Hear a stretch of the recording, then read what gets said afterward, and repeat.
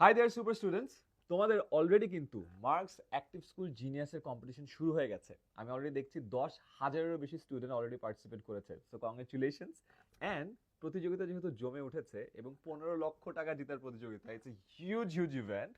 I want তোমরা সবাই participate করো এবং এই যে প্রতিযোগিতাটার প্রতিটা দিন যেন ইভেন্টফুল হয়, মজার হয়, এক্সাইটেড হয়, এই জন্য তোমাদেরকে একটা স্পেশাল আরও একটা বোনাস ক্যাম্পেইন দিচ্ছি। এই বোনাস ক্যাম্পেইনটা হলো টি শার্ট জেতার ক্যাম্পেইন।